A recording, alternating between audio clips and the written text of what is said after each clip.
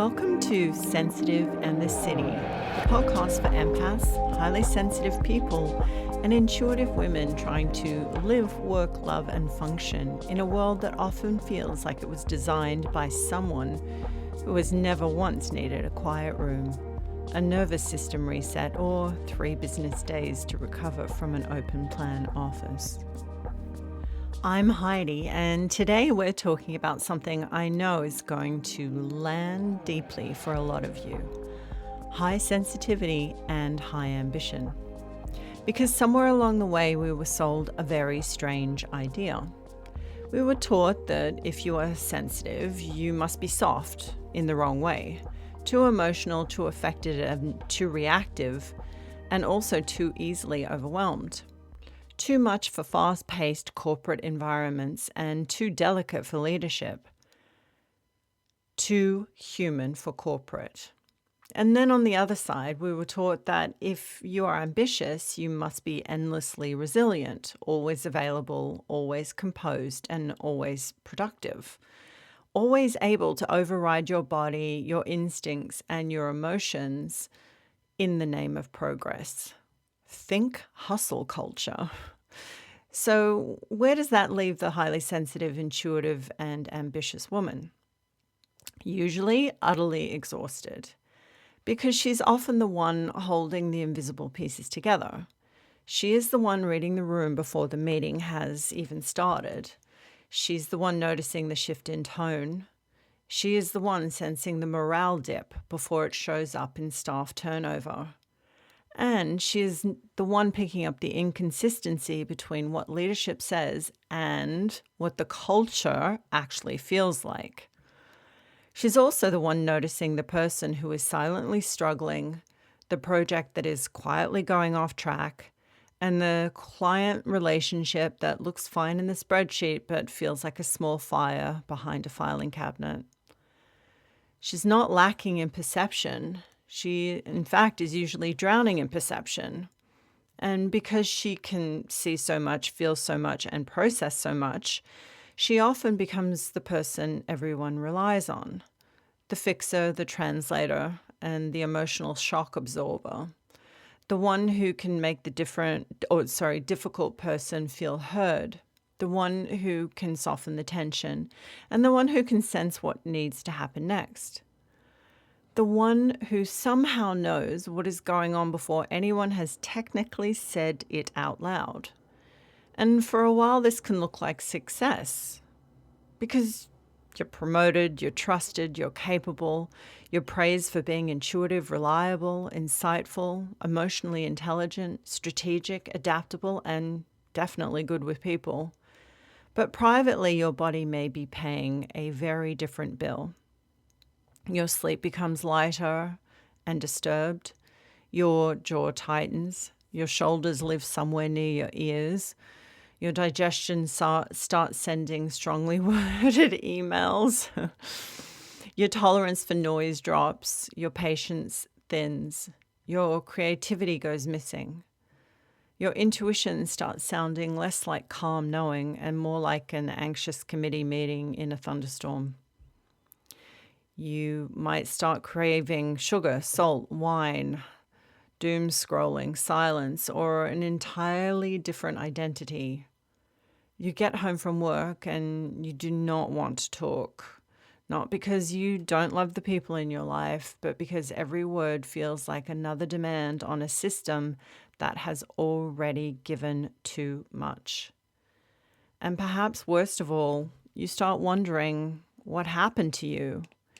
You used to be driven, you used to be clear, you used to be able to push through and feel confident, and you used to be able to trust yourself. Now, you feel reactive, foggy, tired, brittle, and strangely disconnected from your own soul.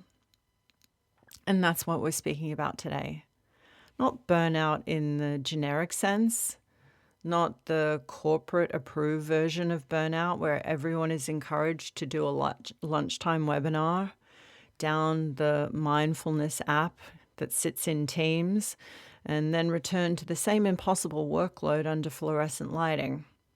we are talking about the deeper kind of burnout that happens when a highly sensitive, ambitious woman spends too long succeeding in a system that requires her to disconnect from herself. Because burnout is not always what happens when you do too much. Sometimes burnout is what happens when you spend too long being someone your nervous system does not recognize. And unfortunately, I know this from the inside. There is a reason I wanted to have this conversation with you today, because I don't come to this topic as someone safely standing outside corporate burnout, pointing at it with a clipboard and a calming herbal tea. I lived it. After years of running my own business, working in the intuitive, therapeutic, teaching, and wellness space, I moved into corporate for a period of time. And on paper, totally made sense. I was experienced, I was capable, I understood people. I had spent decades working with emotional patterns, nervous system responses, intuition, trauma, sensitivity, energy, and human behavior.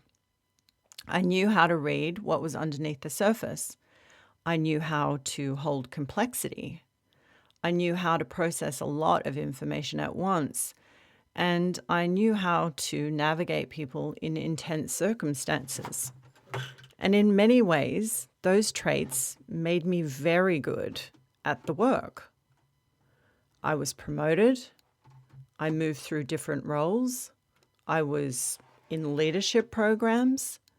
I entered environments that required high emotional intelligence, analytical thinking, strong communication, precision, an eye for detail, and the ability to handle pressure. But those same traits also made me acutely aware of what was happening underneath the actual work. I could feel the emotional tension in the environment, and obviously I could sense the politics. I could see when the language being used did not match the lived experience of the people inside of the system. I could feel when leadership was misaligned and when teams were stressed but performing okayness. I could sense when something was not right long before it was officially acknowledged. And this is where many sensitive women get caught. Because you're not just doing the job, you are processing the system in which you work.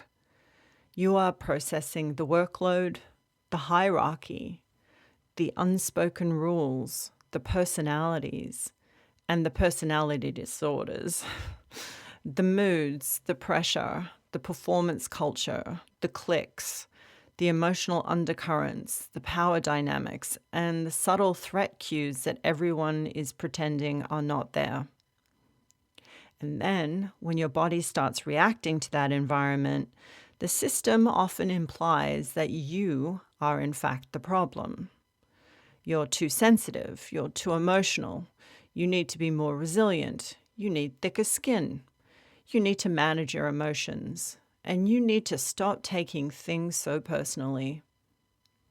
But what if your body is not taking things personally? What if your body is actually taking things accurately? So this was a huge part of my own learning, because I did experience corporate burnout. I experienced bullying. I experienced the impact of masking for too long inside an environment where my nervous system was constantly registering that something was not right. And when I say masking, I do not mean pretending to be a completely different person in some obvious, dramatic way.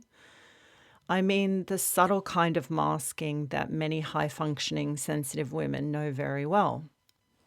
Smiling when your body is in threat, staying calm when something is deeply unfair, being reasonable when someone else is behaving unreasonably, explaining yourself carefully to people who are committed to misunderstanding you, softening your language so somebody else does not have to face the impact of their behavior, swallowing anger because you do not want to be labeled difficult, staying polite because being direct has consequences. Trying to be professional while your body is quietly saying, this is absolutely not okay.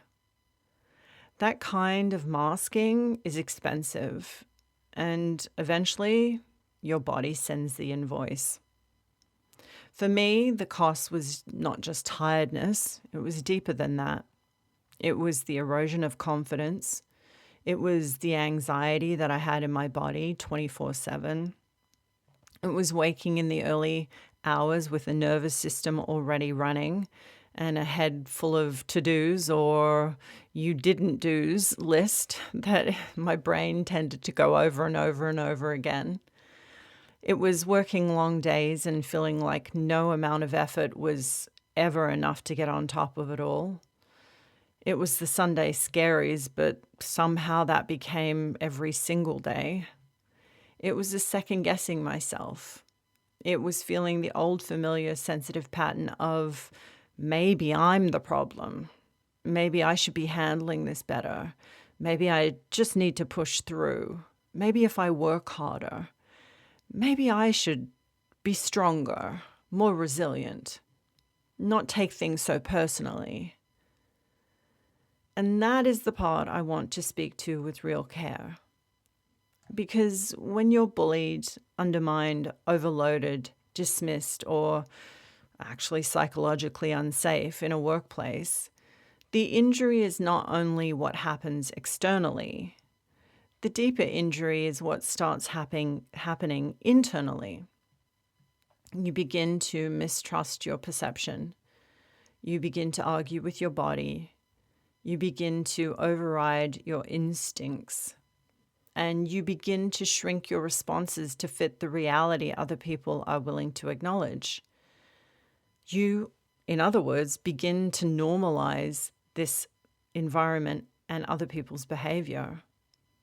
And for a sensitive woman, that is devastating. Because your perception is not a side note. Your perception is part of your intelligence. Your body is not separate from your wisdom. And your intuition is not floating somewhere above your life wearing a glittery hat. It is deeply connected to your nervous system, your pattern recognition, your emotional awareness, your body signals, and your ability to read what is happening beneath the obvious. If you are required to keep overriding those signals in order to remain acceptable in a workplace, you are not just losing energy. You are being trained out of self-trust. That is why corporate burnout for sensitive women needs a more intelligent conversation. Because it's not always about having too many emails. Although, let's be honest, some inboxes need a complete exorcism. It's not always about having too much work. And it's not always about time management, resilience, or needing to take more deep breaths in the toilets between meetings. Although I have absolutely done that, and there is no shame in the cubicle reset. Sometimes burnout is about being in an environment when you have to abandon too much of yourself to keep doing the work. And that is not ambition. That is survival wearing a corporate logo. So let's begin with the biology of the high-achieving outlier. High sensitivity is often misunderstood because people focus on the emotional expression of it. They notice when someone cries, withdraws, gets overwhelmed, needs quiet, reacts strongly, or feels deeply. But that is not the whole picture. High sensitivity is also high processing. It is depth of processing. It is subtle awareness. It is pattern recognition. It is sensitivity to context. It is the capacity to detect nuance, emotional shifts, relational dynamics, sensory information, and environmental changes.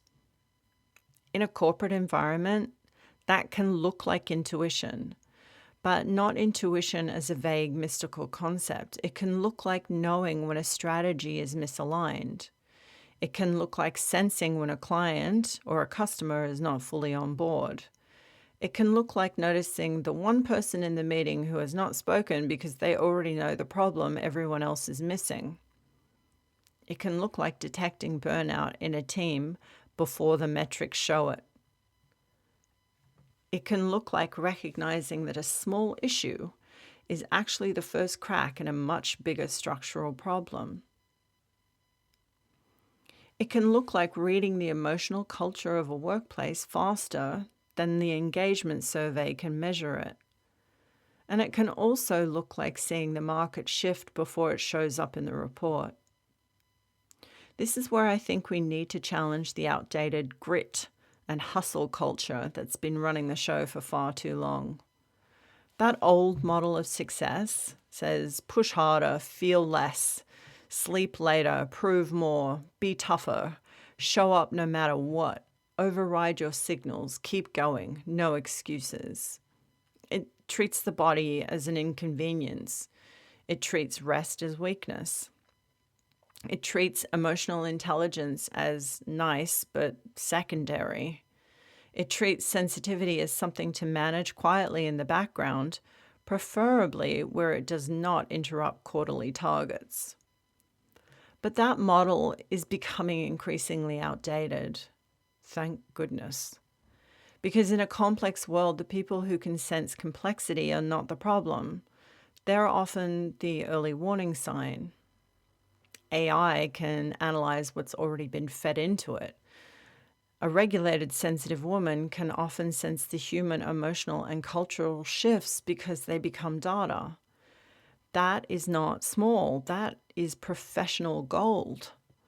But here's the problem. A high bandwidth brain inside a high pressure environment can become a burnout machine if it's not supported properly. Because the same system that notices more also has to process more. The same body that detects subtle shifts also absorbs more stress signals. The same mind that sees the downstream consequences also carries more anticipatory load. The same emotional intelligence that makes you good with people can turn you into the unofficial emotional support department if you don't have boundaries. And this is the distinction that changes everything, because your sensitivity is obviously not the liability. Unsupported sensitivity in a chronically activated environment is the liability. Corporate environments often keep the body in a state of low-grade survival. Not always obvious panic, not always crisis, more like a constant background hum of be ready for the next email, the next meeting, be ready to answer quickly, be ready to prove yourself, be ready to manage someone else's mood. Be ready to explain your decision, to defend your workload, to adapt to the restructure. Be ready to stay composed when somebody is inappropriate, dismissive, or subtly or even overtly aggressive. Be ready to smile through something your body knows is simply not okay. That be ready state is expensive. The body is not designed to live indefinitely in readiness. It can mobilize for a challenge, it can rise for a moment, and it can handle intensity. But sensitive women are often incredibly strong when it actually matters. But chronic high alert without recovery changes the sensitive system. It changes sleep, digestion, hormones, immunity, your mood, it changes your decision-making function, and it changes your intuition. Fundamentally, it changes the way you relate to and see yourself. And eventually your body may begin to refuse the contract your mind keeps signing. That is often the beginning of the burnout. You might still be functioning, but your system is no longer consenting. That's why I do not love the way burnout is often discussed in corporate spaces. It becomes very, sanitized, very polite, very brand safe. Have a well-being day, do a mindfulness session, drink more water, take your annual leave, speak to an EAP.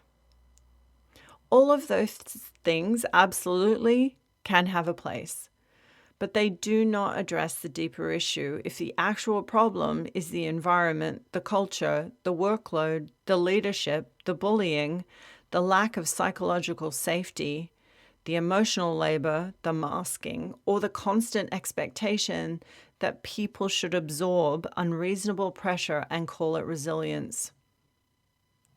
Some workplaces call it resilience when what they really mean is silence. And sensitive women feel that.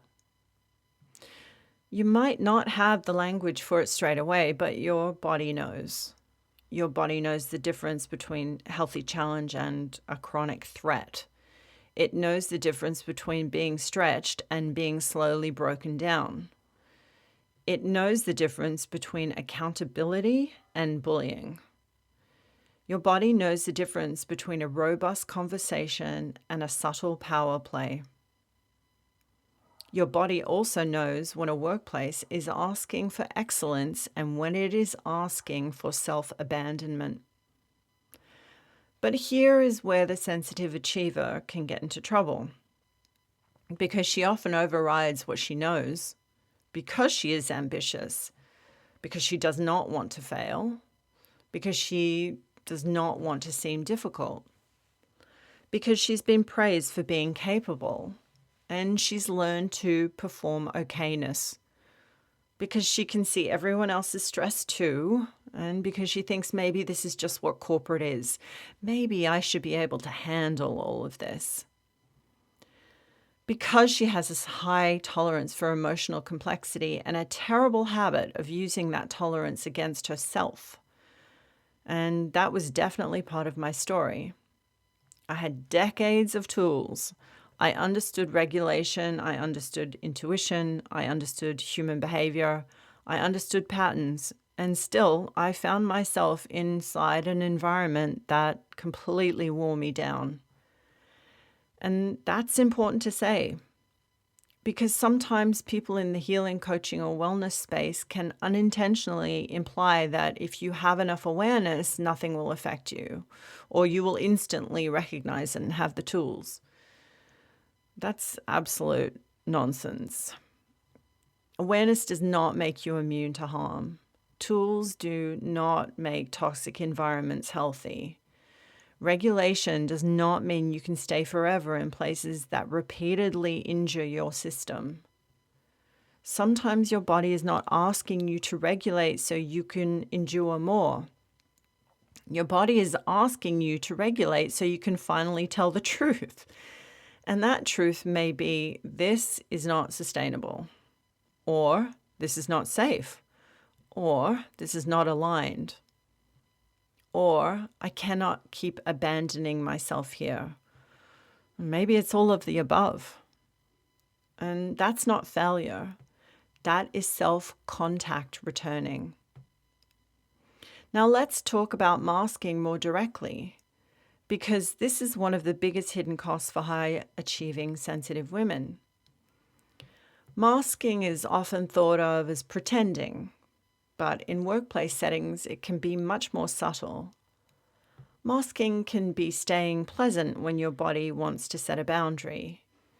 It can look like making your language smaller, softer, or more palatable so your intelligence does not threaten anyone. Masking can be hiding how much you have noticed.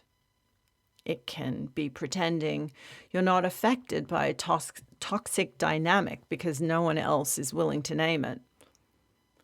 Masking can be laughing off a comment that actually landed in your body like a small slap. Masking can be pushing through exhaustion because rest would make you seem less committed. Masking can be hiding your intuition because the environment only respects what can be placed in a spreadsheet. And masking can be constantly translating yourself into the language of the room. Now, of course, we all adapt in professional environments. That's normal. We don't need to walk into every meeting and spill the entire contents of our inner world onto the conference table. Please don't do that. Nobody needs a PowerPoint of your unprocessed rage at 9:03 on a Tuesday. But healthy adaptation is different from chronic self-erasure. Healthy adaptation says, I can communicate appropriately for this context. Chronic masking says, I must hide the truth of my experience to stay safe or to keep my job. And that's the difference. The body can handle appropriate adaptation. The body struggles under long-term self-erasure. So one of the first tools I want to give you is what I call the masking cost check. At the end of a workday, ask yourself, where did I edit myself today to say safe, acceptable, or easy to manage? Then ask, what did that cost my body? This is not about saying everything you think or becoming professionally reckless. It is about noticing the hidden transactions. Where did I stay silent when I needed to be clear? Where did I over-explain because I did not trust my right to have a boundary? Where did I make myself smaller so someone else could feel bigger? Where did I take responsibility for another adult's emotional state? Where did I pretend not to know what I knew? And where did I push through when my body had already said, that is absolutely enough? You may be surprised by what you find, not because you're doing anything wrong, but because many sensitive women have been masking for so long that it feels kind of like their personality. It is not your personality, it's protection. And protection deserves compassion, but it also needs updating. Another tool I want you to use is the reality anchor. This is especially important if you're dealing with bullying, gaslighting, minimization, covert hostility, workplace politics, or situations where your perception is repeatedly denied. The reality anchor is simple. Write down the facts as close to the moment as possible. Not drama, not story, not a 20-page emotional thesis, though I deeply respect the urge. But facts. What happened? What was said? Who was present? What did I feel in my body? What action did I take? What do I need to do next? This matters because bullying and psychologically unsafe workplace dynamics often create fog. Things are implied but not said. Comments are made and then denied or minimized. You're told you misunderstood. You're told it wasn't that bad. You're told you're being too sensitive. You're told that there was no intention. It was just a joke. You're told to move on. And slowly, if you're not careful, you begin to gaslight yourself on their behalf. The reality anchor helps you hold the thread of your own perception. It does not mean every sensation you have is automatically the full truth of a situation. We still need discernment, we still need regulation, and we still need to separate activation from clarity. But it does mean you stop letting corporate fog rewrite your reality. This is essential for sensitive women because your body often registers the truth before your mind has the confidence to say it. So, write it down. The facts protect your clarity. The next tool I'm going to talk about is the meeting body scan. This is for before meetings, especially high-stakes meetings or meetings with people whose energy or behavior tends to affect you. Before you go in, take 30 seconds. Not 5 minutes, not a full moon ceremony in a stairwell. Just 30 seconds is all you need. Ask yourself, what is mine before I enter this room? What is the mood of my body? What is my actual role here? What am I responsible for carrying? That last question is vital. What am I not responsible for carrying? Because sensitive women can unconsciously become the emotional air purifier in every room, you feel the tension, so you tend to want to soften it. You feel the confusion, so you want to clarify. You feel the discomfort, so you absorb it. You feel the potential conflict, and so you prevent it. You feel the emotional immaturity, so you compensate for it. And before long, you are not just doing your job, you are managing the nervous system of the entire room. That is not emotional intelligence, that is emotional overfunctioning, and it will burn you out. Being able to read the room is a gift. Being expected to carry the room is a boundary issue. So, before the meeting, establish your role. Ask yourself the following questions. Am I here to contribute? Am I here to listen? Am I here to make a decision? Am I here to present information? Am I here to ask for clarity? Am I here to observe? And what am I not here to do? Then set your internal boundaries. For example, I am not here to manage everyone's discomfort. I am not here to soften poor communication. I am not here to protect people from accountability. I am not here to absorb tension. I am not here to prove my worth. I am not here to become smaller. And I am not here to fix everybody else's problems. This gives your nervous system an internal frame, because sensitive people need internal frames, particularly in high input environments, because without them, we tend to merge with the room's agenda.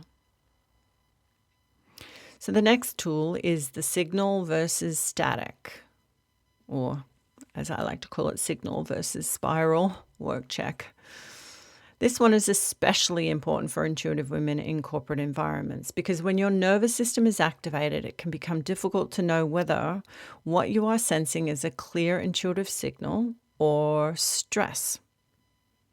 A clear signal tends to be specific, direct, and relatively calm. It may say things like, this timeline is unrealistic. This client is not aligned. This person is avoiding accountability. This team is overloaded and overworked. This conversation needs to be documented. This opportunity is not worth the energetic cost. This is not the full story. Static, or spiraling, tends to be global, urgent, and looping. It says, everything is wrong. I am going to fail. Everyone is upset with me. I need to fix this immediately. I can't cope. They're all judging me. I have to work harder, and I have to prove myself.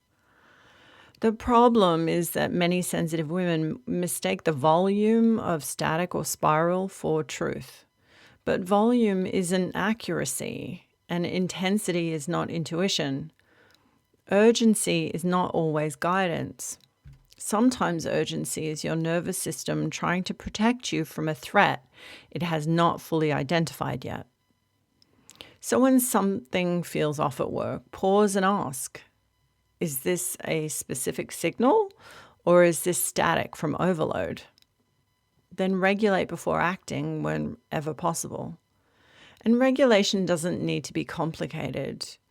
You might just simply take 3 slower, deep breaths that go right down into your belly.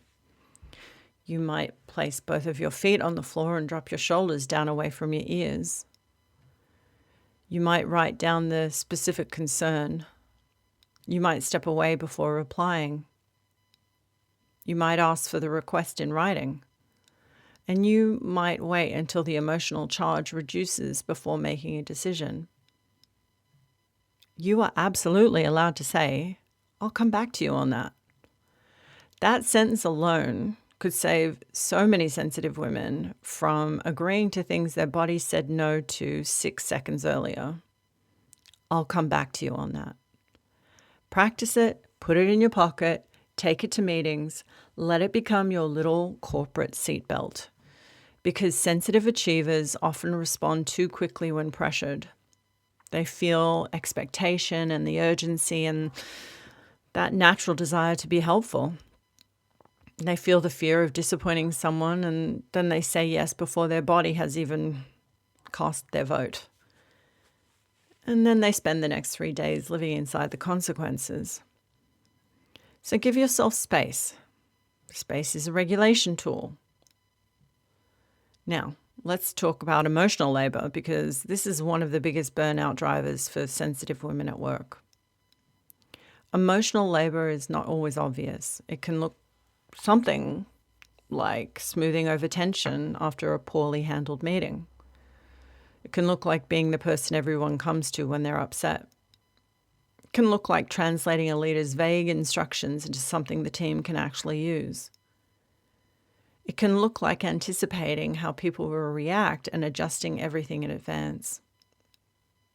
It can look like managing the morale of the entire group. It can look like protecting someone from the consequences of their poor communication. And it can look like constantly reading the emotional weather and dressing accordingly. Some emotional intelligence is part of leadership and collaboration. But when you are consistently doing invisible emotional work that is not recognized, supported, or reciprocated, it becomes a leak. So, once a week, I want you to do an emotional labor audit.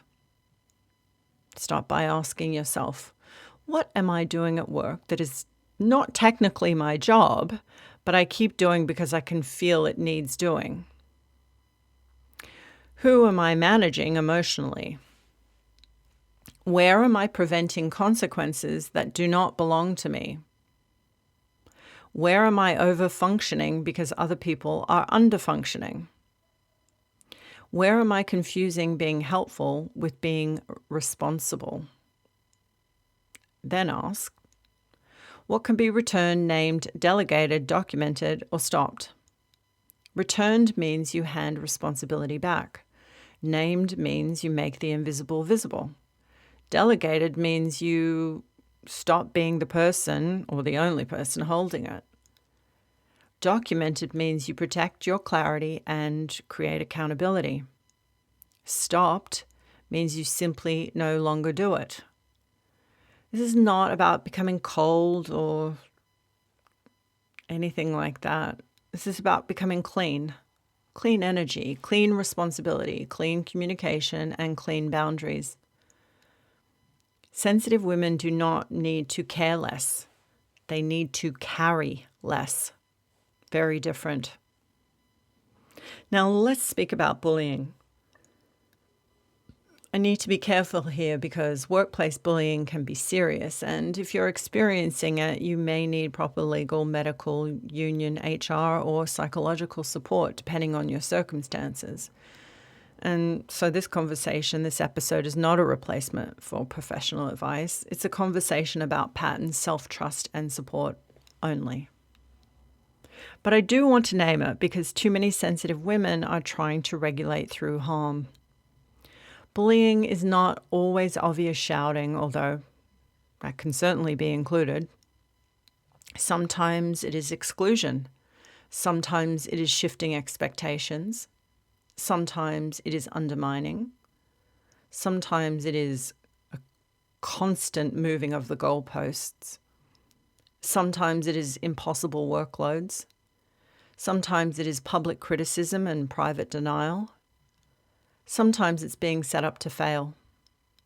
Sometimes it's having your confidence slowly chipped away.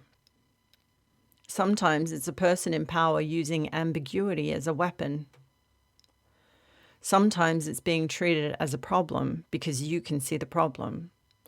And sensitive women can be particularly vulnerable to the psychological impact because they often try to understand the bully. They try to be fair. They try to see the other person's pain and their perspective and why they do what they do. They try to communicate better. They try to repair, to adapt, and they try to become less threatening, less visible, less direct, and ultimately less themselves. And they may even have some imposter syndrome running under all of that to boot. But you can't heal a dynamic that someone else is invested in maintaining. That sentence might need a little more room. You cannot heal a dynamic that someone else is invested in maintaining. Your empathy is not a workplace strategy if the other person or people is using your empathy to keep you available for harm. This is where sensitive women need a very grounded form of self-protection. Not paranoia or spiritual theatrics, not imagining everyone is out to get you, but clear reality testing. I love that term, reality testing. Is this behavior repeated? Is it escalating? Have I clearly communicated? Is there accountability? Do I feel confused after interactions with this person? Do I feel I need to constantly prove my reality? Is my body becoming more dysregulated over time? Am I shrinking? Am I losing confidence? Am I becoming preoccupied with managing this person or managing myself when this person is around me? If the answer is yes, I would assert you need some support and documentation. Not just more compassion for the person causing harm. Compassion without boundaries becomes self-abandonment, and this brings us to a professional boundary language. Because a lot of sensitive women freeze in difficult workplace moments because they're trying to find the perfect response. You do not need the perfect response. You need a clean response. So here are a few professional sentences that you can practice. Maybe write them down and pull them out whenever you need them. The first one is, I'm happy to discuss the work, but I'm not available for personal criticism. I'd like us to keep this conversation specific and respectful. I'll need that request clarified in writing. I'm going to pause this conversation and return to it when we can discuss it constructively. I understand this is urgent. I'll need to review my current workload before I can confirm capacity. That timeline is not achievable with the current resources. I want to make sure I understand the expectation. Can you please put that in writing? I'm available to discuss solutions, but I'm not able to take responsibility for decisions outside of my role.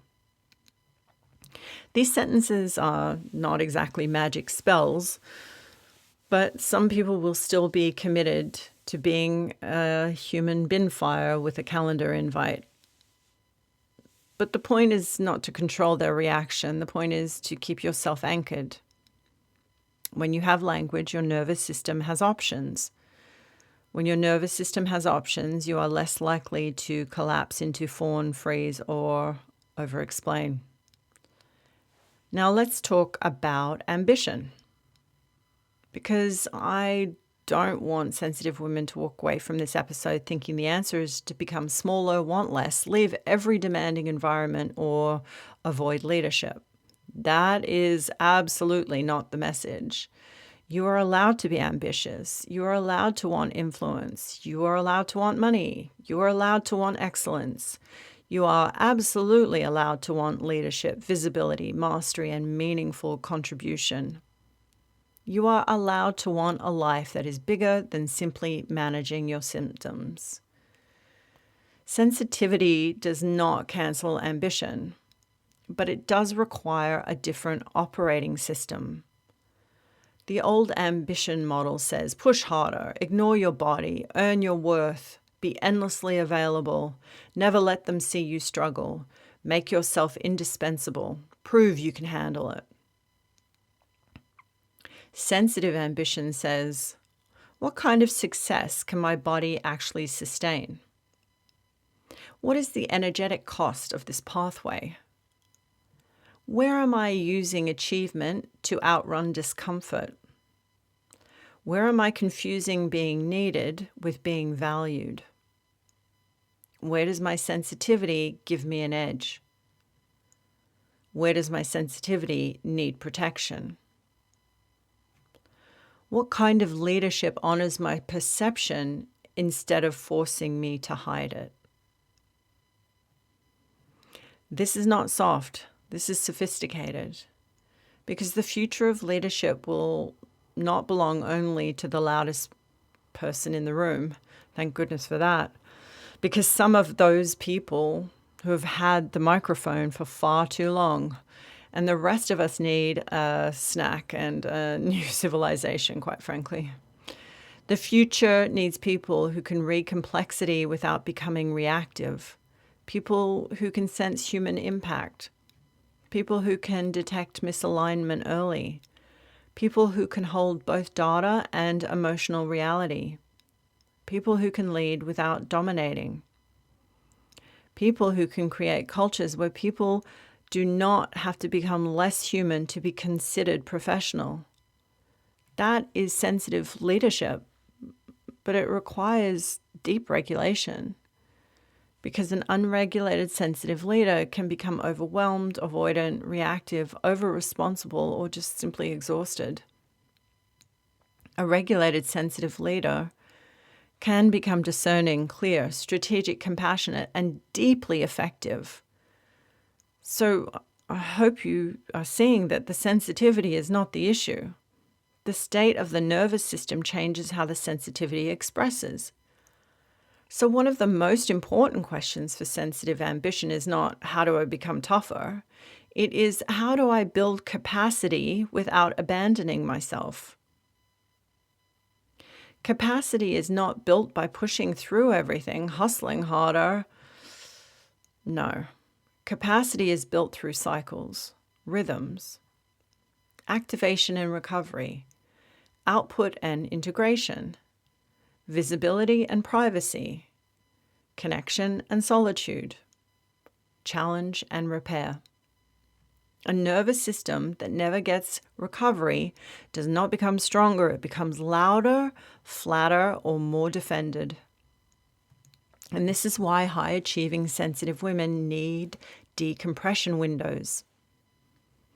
A decompression window is a protected period after high-input work where you do not immediately move into another demand. This might be 10 minutes after work where you speak to anyone. It might be sitting in the car quietly before going inside. Oh, Lord knows I've done that multiple times. It might be taking a walk around the block. It might be changing clothes as a symbolic transition. It might be having a shower. And it might be lying on the floor and letting your body remember gravity. I know, very glamorous, but very effective. It might be no phone, no talking, no fixing, no processing other people's emotions for at least 15 minutes. The key is this. You let the work day leave your body before you ask your body to become available again. This is especially important if you have family, partners, children, clients, or community waiting for you. Sensitive women often finish work and immediately begin another shift of emotional labor. They go from corporate performance to domestic management to relational availability to digital communication to trying to sleep with a nervous system that has not had one clean landing all day long. No wonder the body starts sending smoke signals. So build the landing. Even 10 minutes matters. Another tool that you might find useful to use is the ambition recalibration question. Ask yourself, am I pursuing this because it's aligned or because I'm trying to prove I'm not too sensitive? That question can be actually quite confronting because many high sensitive, high achievers are not only pursuing success, they are pursuing vindication and validation. They want to prove that they are strong, that they're capable, they can handle it, they're not fragile, they're not the difficult one. And they want to prove that they are worthy of being taken seriously. I understand that. Truly, I do. But ambition built from self-defense eventually becomes a cage. Aligned ambition feels different. It may still stretch you. It may still ask for courage. It may still require discipline, structure, learning, and effort. But underneath it, there is a sense of rightness. Not constant ease, but rightness. Your body may feel nervous, but not violated. Challenged, but not erased. Expanded, but not split in two. And that's the difference. So when you think about your work or your role, your business, your leadership, or your next move, ask yourself, is this ambition connected to my soul or connected to my wound? No judgment, just honesty. Because once you know, you can make clearer and cleaner choices. Now, I want to offer a self-trust repair practice because for those of you who have already experienced bullying, burnout, masking, or environments that made you doubt your perception, this is for you. After a difficult interaction or a stressful work period, ask yourself, what did I know before I talked myself out of knowing it? This is one of the most important questions for rebuilding intuition after workplace harm. What did I know before I explained it away? What did I know before I made excuses for them? What did I know before I blamed myself? What did I know before I tried to be reasonable? What did I know before I performed okayness? What did my body know and was trying to tell me? This does not mean your first reaction is always the whole truth, but it does mean that your body has information worth listening to. Self-trust is rebuilt when you stop treating your inner signals as inconvenient. You don't have to act on every signal immediately, and you do have to stop dismissing them automatically. That's the repair. I also want to name something that happens after corporate burnout that not enough people talk about. After you leave the environment, your body may not immediately feel better. Sometimes it does. Sometimes it's that instant relief, in fact. But often the body waits until you're safe enough to go into collapse. You may feel exhausted. You might feel grief. You might feel anger and shame. And you may feel very lost. You may wonder why you're not bouncing back faster. You may miss the version of yourself who could perform so well. You may question your identity if your achievement was carrying your sense of worth. This is completely normal because when the system has been in survival mode for so long, recovery is not just rest. Recovery is complete reorientation. Who am I when I'm no longer performing? Who am I when I stop proving? Who am I when I listen to my body? Who am I when I no longer make myself acceptable to environments that harmed me? Who am I when ambition is no longer fueled by fear? This is where the soul comes back online, not in a dramatic lightning bolt way, often slowly and quietly through sleep and truth and boundaries and nervous system repair, through honest conversations with others and yourself, through rebuilding trust in your own perception, and through remembering what you actually want, not just what you were rewarded for tolerating. This is the deeper invitation. Corporate burnout can feel like an ending, and sometimes it is. It certainly was for me. It may be the end of the role, the end of an identity, and the end of an old ambition model, the end of pretending, the end of making your body pay for someone else's dysfunction. But it can also become the beginning of a more truthful form of power, the kind that does not require you to harden, the kind that does not require you to perform in vulnerability, the kind that doesn't require you to abandon your sensitivity to be taken seriously. You do not have to lose your soul to succeed. But you may have to stop worshipping at the altar of systems that benefit from your disconnection. This is not anti-corporate. This is pro-human. There are good workplaces and there are definitely great leaders. There are thoughtful teams. There are corporate environments where sensitive people can thrive, especially when there is clarity, respect, psychological safety, flexibility, ethical leadership, and clean and clear communication. This is not about deciding every workplace is toxic. It's about developing the discernment to know the difference between a place that stretches you and a place that slowly erodes and disconnects you from yourself. And that discernment is everything. So, before we close, I know it's been a long one. We've had a lot to get through. But let me bring this into a practical integration. This week, I invite you to choose one of these practices. Not all of them.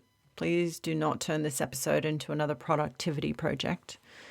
Sensitive achievers can turn healing into homework faster than a corporate manager can say, let's circle back. Choose one. Option 1, the masking cost check. At the end of the day, ask, where did I edit myself to stay safe, acceptable, or easy to manage? What did that cost my body? Option 2, the meeting body scan. Before a meeting, ask, what is mine? What is the mood in my body? What is my actual role? What am I not responsible for carrying? Option 3, the emotional labor audit. Ask, what am I doing at work that is not my job, but I keep doing because I can feel that it needs doing? What can be returned, named, deleted, documented, or stopped? Option 4, the signal versus static. Work check. When something feels off, ask, is this specific, calm, and clear, or is it global, urgent, and looping? Then regulate as best you can before responding. Option 5, the self-trust repair practice. Ask, what did I know before I talked myself out of knowing it? One practice. Use it honestly and notice what happens. Not because you need to fix yourself, but because you're learning to stop abandoning yourself in the name of being impressive. And if you are currently in burnout or close to it, I want to say this clearly.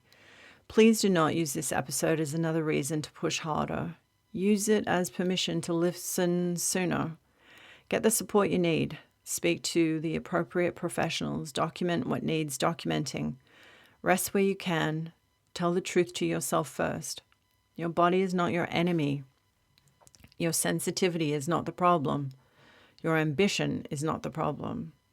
The problem is the old success model that told you your body had to be sacrificed to you for you to be taken seriously. And we are done with that. A regulated, sensitive woman is not less powerful. She's more precise, discerning, and honest. And she is more connected to what's actually happening. She doesn't need to dominate the room to lead. She doesn't need to carry everyone to contribute. And she doesn't need to become hard to be strong. She does not need to prove she is not sensitive. She needs to understand the power of being sensitive, ambitious, and self-led. And this is the new model. And it starts with coming back to yourself. So, take a breath. Feel your body. Notice the part of you that's been trying so hard to hold it all together. And maybe, just maybe, offer her something different. Not another performance or mask, and not another impossible standard, but a different agreement. One that says, I will not use my ambition as a reason to abandon my body. I will not confuse burnout with dedication. I will not call self-erasure professionalism. I will not let environments that cannot hold my truth define my value. I can be sensitive and ambitious. I can be intuitive and strategic. I can be compassionate and boundaried. I can succeed without disappearing from myself. That is the work. That is the reclamation. And that is how you navigate corporate burnout without losing your soul. Thank you for joining me for Sensitive in the City. I know it was a long one today, but you made it. Well done. If this episode spoke to you, especially if you're a high-achieving, sensitive woman trying to find your way back to yourself after burnout, take this as your gentle but firm nudge to stop arguing with your body and start listening to the data it's been given you all along, because your nervous system has been taken meeting minutes. It's time you read them. Until next time, regulation first and then intuition follows. If you did enjoy this episode, be sure to like, share, and subscribe, and I will see you in the next one.